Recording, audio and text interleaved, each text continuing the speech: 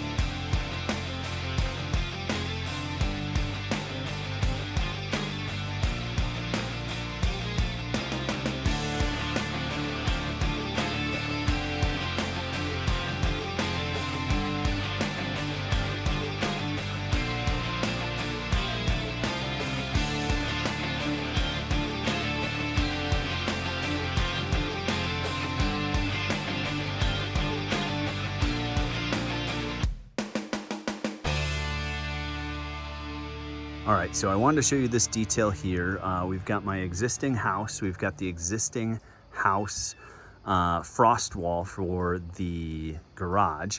And this is kind of that overlap joint of where my finished floor will kind of come up to like here. And so I'll have that 6-inch slab. This detail here is pretty cool. So they tied the existing block into the other existing block.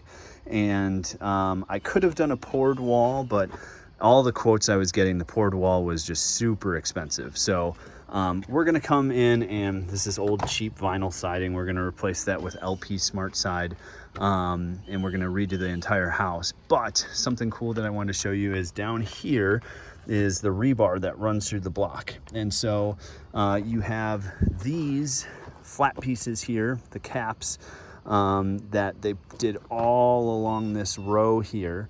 So the actual rebar that you just saw goes all the way down from there down into the footing. And so then they kind of put some mortar back down in here to fill this up. And then what's going to happen is we're going to have this filled up as well, and then we'll have the ties that will stick through, and so that will bolt to the bottom plate, the treated bottom plate, the 2x6. So this is a pretty cool feature I just wanted to show you guys. This is how the masons are running their string line. So they set their corners, which is right here is the corner. They set that earlier, and then they snap this chalk line all the way down to the other end. But then they set this angle iron here. They set that and then screw that down and brace it on two sides with some 2x6s here. And then they run that line basically down to the other corner. And so this run is 42 feet long. So they actually stopped. It looks like they're going to do another one of these angle iron posts once they get to the corner. So there'll be 3 here, but then they'll just follow this string line all the way down. And then what they do is they kind of wrap it around here, and then they can just measure off of the string line and bring it up as they go, and then just put their pencil marks on for the next course of block, raise the string line up, and just kind of keep going. So as long as they raise it equally on both sides, you'll have level. Plus they have their transit, which they usually set up over here, and then use that to verify level and the grade of where the block is supposed to be.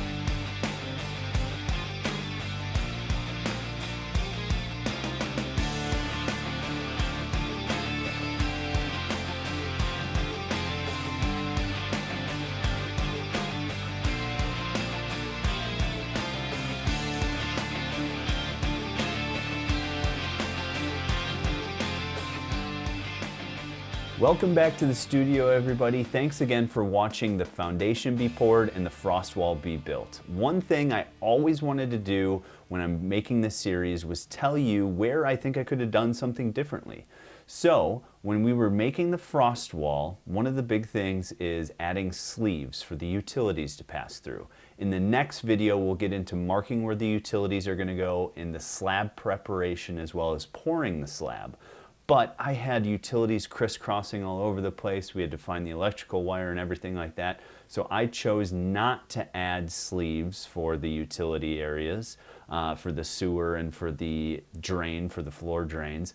All I wanted to do was get the frost wall built, and then the plumbers could do it later. Yes, that's going to make my plumbing bill a little bit higher, but overall it was the best decision since we weren't quite sure where all the utilities were going to run, overlap, and crisscross. So I hope you enjoyed the video. I hope you enjoyed the foundation being poured and the frost wall being built. If you have any questions, please leave them in the comments below.